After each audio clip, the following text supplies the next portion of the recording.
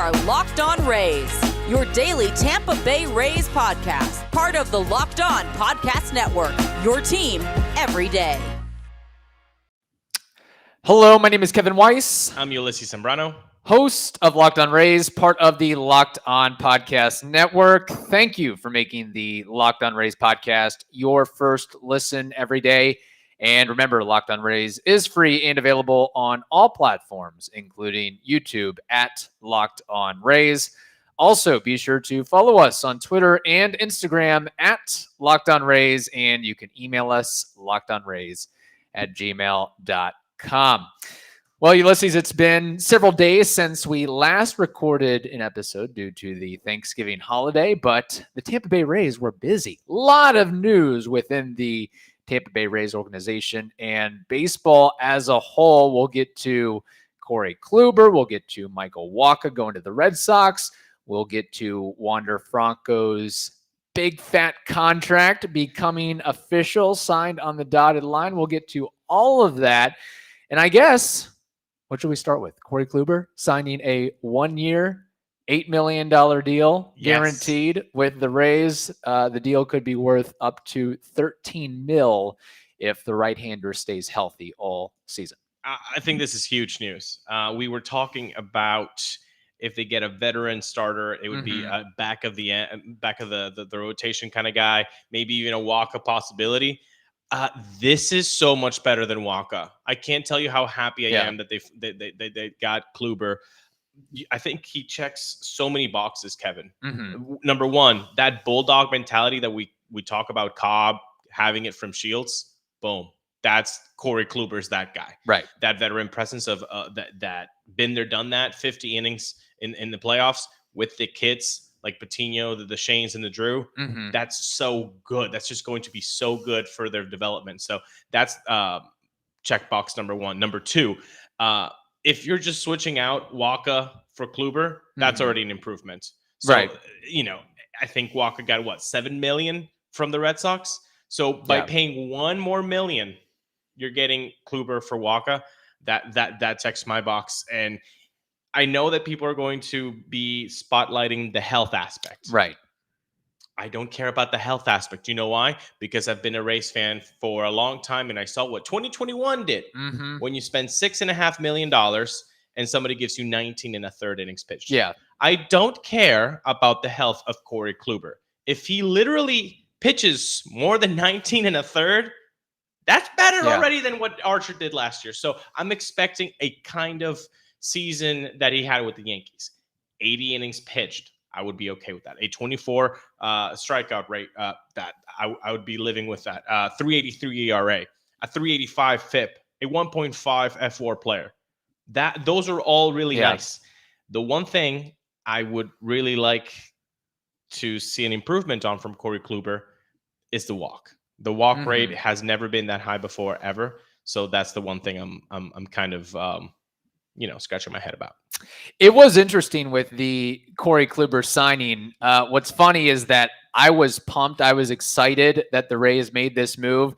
And then some other teams have to go out there and one-up us, overshadow us. You know, the Blue Jays going out and signing Kevin Gausman, the Rangers signing John Gray, and so many other moves. I mean, big-time money being thrown around over the last couple of days. So here's the thing with Corey Kluber.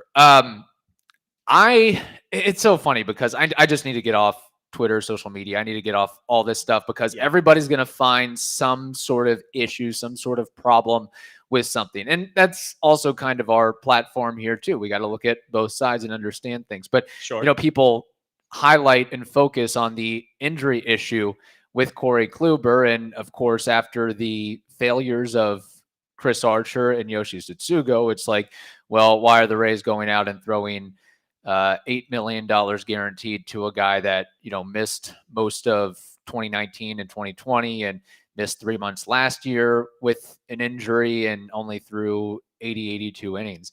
And to that, I say we can't criticize the Rays for not spending money and then criticize the Rays when they do spend money. Now we can question Could that money have been better allocated? What could they have gotten with $8 million?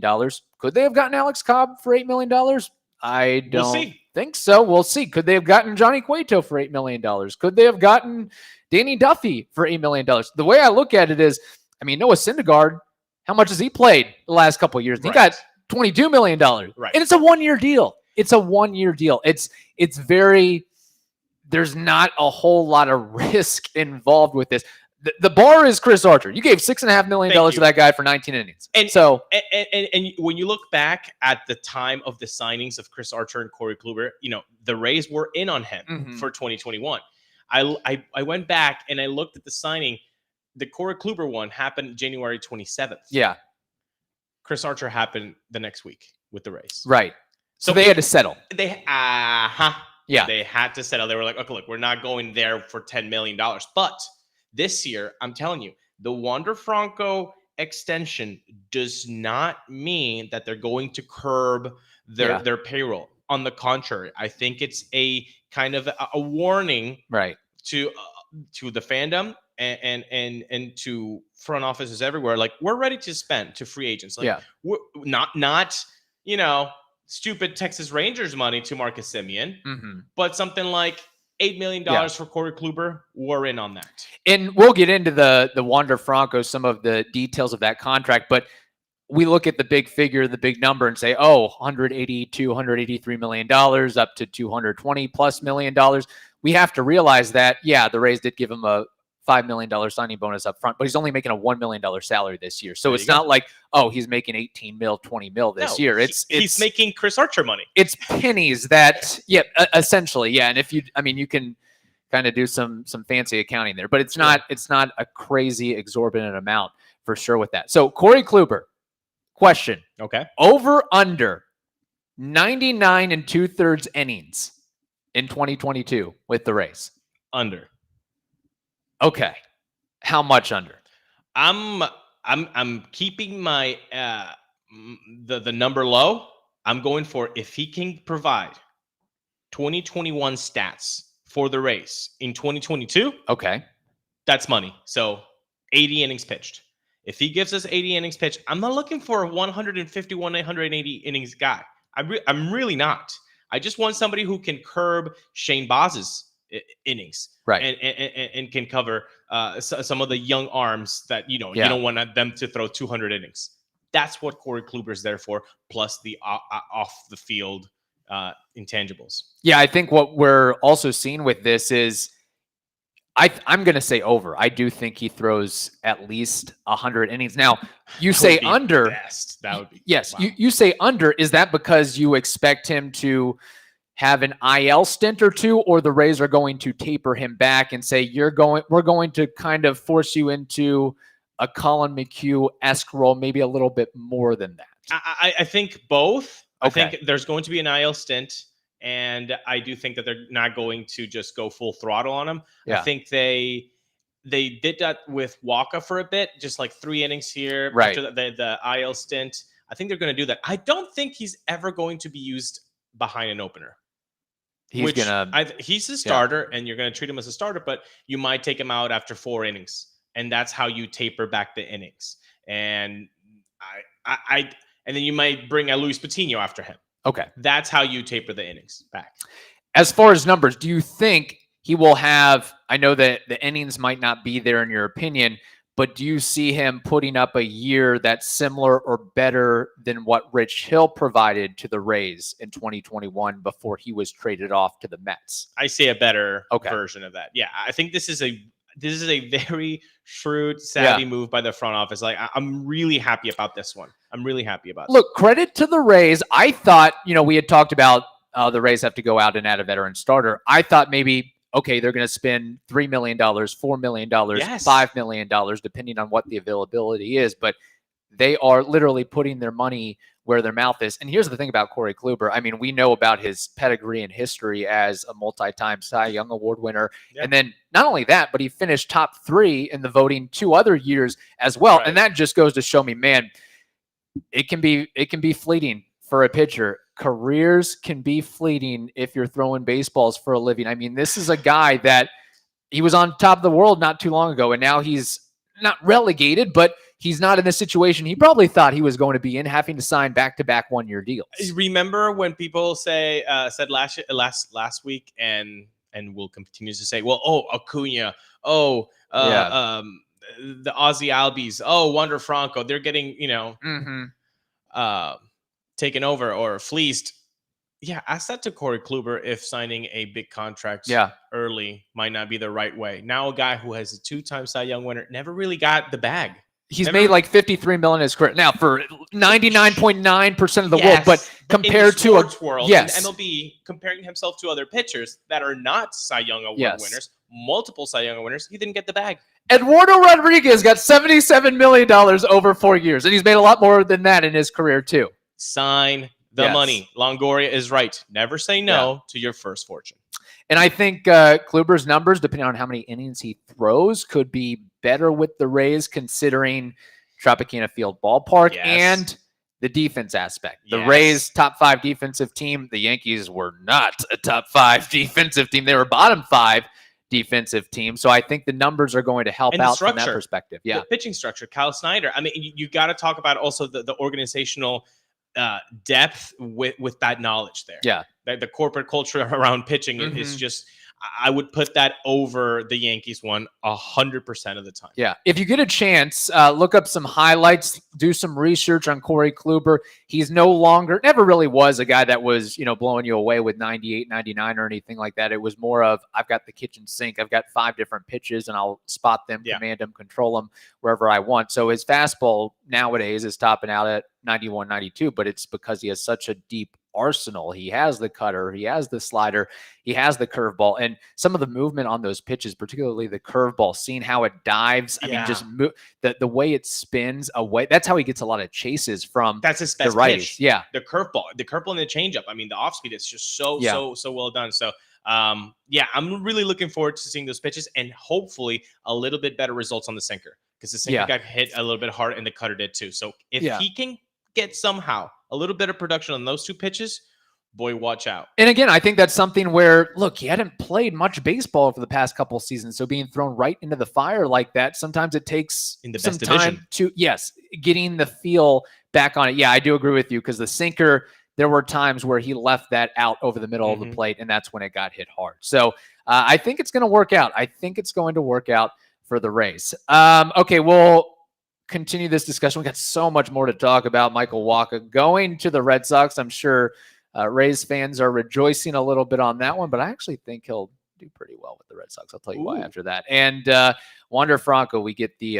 nitty-gritty on his contract details as well. But before we get to all that, we have to tell you about DirecTV Stream. It is a simple way to get all the entertainment you love without all the hassle. DirecTV Stream brings your live TV and on-demand favorites together like never before, which means you can watch your favorite sports, movies, and shows all in one place. And the best part of it all, there is no annual contract. So stop waiting and get your TV together with DirecTV Stream. You can learn more at directtv.com. That is directtv.com. Okay, Ulises. So Michael Wacha did sign with the Boston Red Sox for $7 million. He made $3 million with the Rays in 2021. First of all, were you surprised that he got this much coin in free agency, or you look around and you see what some of these Andrew Heaney getting $8.5 million, like that's just what the market is, and let alone it's a one-year deal too. And it's the Red Sox where you take into account $7 million to them is, $700,000 to the Rays and some other lower payroll teams. It's a different market. Look, I think sometimes it's tough for the baseball fan to update the inflation that happens with salaries year in and year out. That we're like, that guy's getting overpaid. It's just actually just prices have been moving up. And I think, when we started with the war thing, like maybe 2010. At least me personally, like, man, that I think one win was worth like 4 mil, 5 mil. Yeah, and it's probably gone up. It's probably like 8 or 9 mil, like, honestly. yeah, I think it's like 9 mil now. So do you expect Michael Wacha to be a one-war player? If you do, which, you know, I can see that argument being done that he's a one-war player, then yeah. Then 7 mil, yeah, I think it's appropriate. I wouldn't want to pay $7 million though if I were a Rays fan for Michael Wacha. I'd rather prefer $8 million for Kluber. And let's be honest, I don't think his 2022 season is going to be as bad as his 2021 season, because I think he's going to listen to what the Rays did to him in September, scratch that cutter. And Chaim Bloom, let's remember who's also there in Boston. And I think he said he can be really good if he just stays off that pitch. Yeah. So we could see a Hunter Renfroe-ish. That's what I'm saying. It's so funny because now the Red Sox are getting Rays cast-offs. Hunter Renfroe, Christian Arroyo, and turning them in. And Renfroe had a great year. It was really his career year. Yeah. Not to say that Michael Wacha is going to have a career year with the Red Sox, but I think he's going to be much improved. Yes. Yeah. And I think, like you said, he figured things out in late August, September.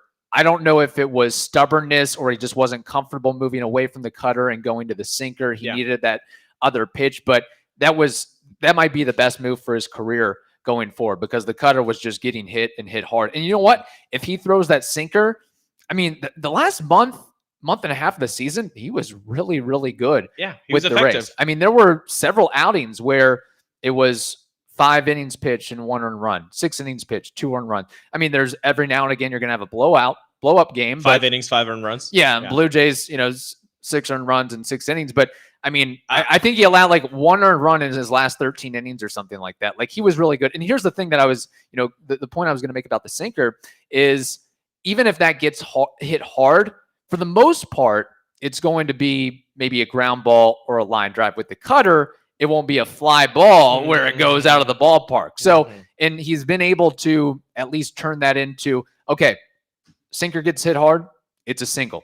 Yeah. Cutter gets hit hard, it could be a double, triple, home run. Yeah. So, and when contact is weak against the sinker, a lot of times double play situation. Exactly. Or you got the Rays defense behind you. So I think it's really going to, and I'm sure the Red Sox will be very creative about what role they put him in, whether it's going to be as a traditional starter, or maybe they put him in a Garrett Whitlock type role. I mean, Garrett Whitlock was a cast-off. He was a Rule 5 casualty, basically, and he had he didn't throw a ton of innings, but the way they deployed him was very, very effective. In fact, here's my little hot take. Okay, hot take.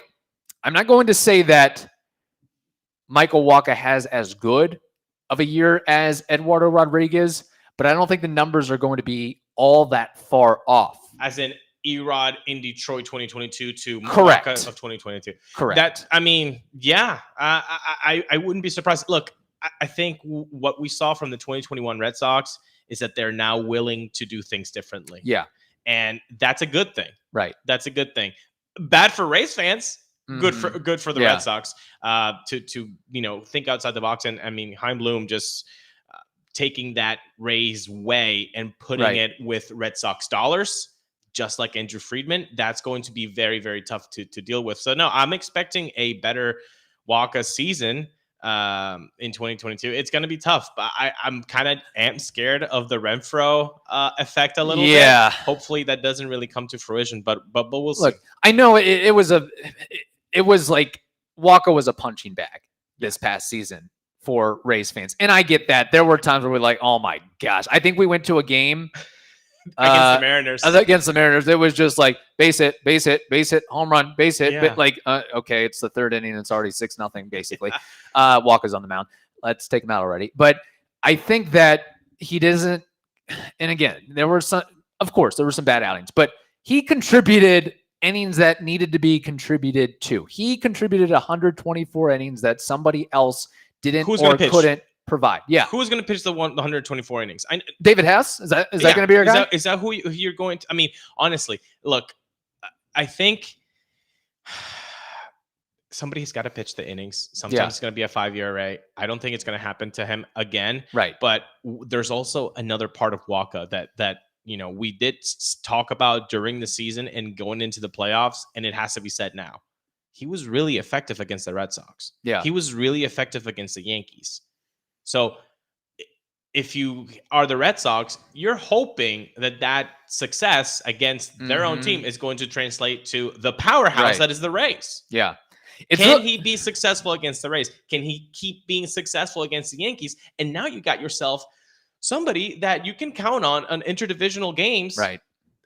That would give you the one WAR ultimately for the season, and $7 million. If you're the Red Sox, you're willing to put $7 million for one WAR of a pitcher. Boom. Give it. Look, check back. It's a little, I don't want to say concerning, but you got to tip your hat to Chaim Bloom and the Red Sox for some of the moves where it's not, okay, we're just going to outspend everyone to try to beat you, like we're kind of seeing the Blue Jays sort of do, is we're just going to throw money at guys. But it's like, okay, let's trade for Kyle Schwarber. Let's sign Kike Hernandez to a 2-year, $14 million deal. Let's pick up Hunter Renfroe. Let's get Michael Wacha. Like, there's so many bit players that have been big contributors in some shape or form or another. Garrett Whitlock, for example. And it when I think of Michael Wacha, I just go back to this. Last point that I've got on Wacha is just the fact of, like, man, maybe the Rays have totally flipped the whole starter bullpen thing on its head, because the three guys, outside of Shane McClanahan, the three other guys that threw 100+ innings for the Rays had ERAs above 5, and Yarbrough, Wacha, and Fleming. Yeah. So it's kind of amazing when you put it into that perspective of, okay, like the 3 of the 4 guys that threw the most innings on your team were the most ineffective. Yeah, essentially. Yeah, when you look at it all. And here's the thing about Wacha. Yeah, the ERA ballooned up, but his FIP was actually better than some of the numbers indicated. So that's the thing. We'll see. But I think, honestly, if you're trading Kluber for Wacha in I'll take that. I'll take that 100%. And I don't care about the health when we just saw the Rays spend $6.5 million for 19 1/3 innings pitched from Archer. Yeah. Like, don't give me the health. Oh, Kluber, the health. No. Did you watch 2021? Okay, cool. Then until Kluber doesn't pitch 19 innings, then come at me with the health. If he surpasses that, money. No, here's the thing. Like, if we want to add it together, Willy Adames and Yoshi Tsutsugo, what do they make combined? $13-14 million. They combined for a negative 0.7 WAR. So I think the Rays are coming out ahead. Was Willie making that much? Nah, he's a rookie salary. Willy Adames. Did I say Willie? Yeah. I meant Yoshi Tsutsugo. And Chris Archer. Oh, okay. I thought you said Willy Adames and Yoshi. I'm like, man. Did I say Willie? Oh my gosh, it's a Monday. I did not mean Willy Adames. I meant Yoshi Tsutsugo and Chris Archer combining to make $13-14 million. It is a Monday, but you know what it is? It's Cyber Monday. Yeah. I need a Built Bar. I need something to get my brain going. Well, if that's what you need, Kevin, then you know where to go. It's Built.com. It's the best Monday of the year. It's Cyber Monday. You gotta go to Built.com. You get at least 20% off everything. Delicious and healthy chocolate bars, 20% off site wide. Even bigger discounts on Built Boost, Built Broth, and Built Swag. You got to get it. So a brand new Built Bar flavor has just landed in time for Cyber Monday. It's called Caramel Almond Delight, and it delivers everything it promises. Caramelized chocolate, check. Almond, check. Delightful double, check. Be sure to get it before they are gone. 150 calories, 17 grams of protein, and you know that they're really rich in taste. So go to Built.com. They will not be there for long, Kevin. So you got to use the promo code. It's LOCKED20 because you want to get that 20% off. It's Cyber Monday. Use LOCKED20 at Built.com.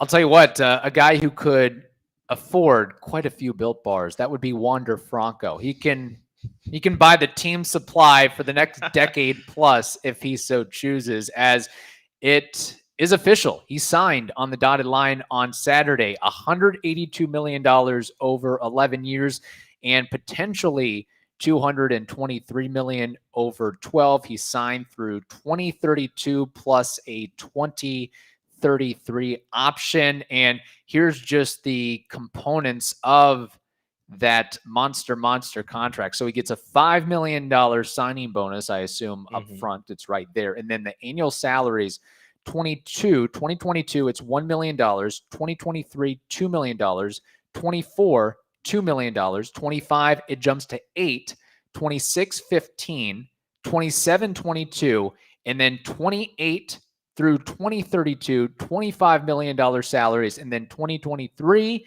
he's got a $25 million option or a $2 million buyout. And then from 2028 on, there will be $3 million escalators based on top 5 AL MVP voting finishes. Great. I mean, this is just fantastic for him and his family, and the Rays. Rays Nation just needed a big win like this. Yes. When Christian Yelich signed that mega deal with the Brewers, I said, man, so it can be done. A small market team can really go out and sign a perennial MVP guy. I know Yelich has his dips lately, but with Franco, this is the guy. This is the guy you put $223 million in front of him and hope that he says yes, and he did.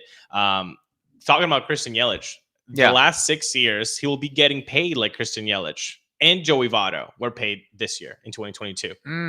$25 million.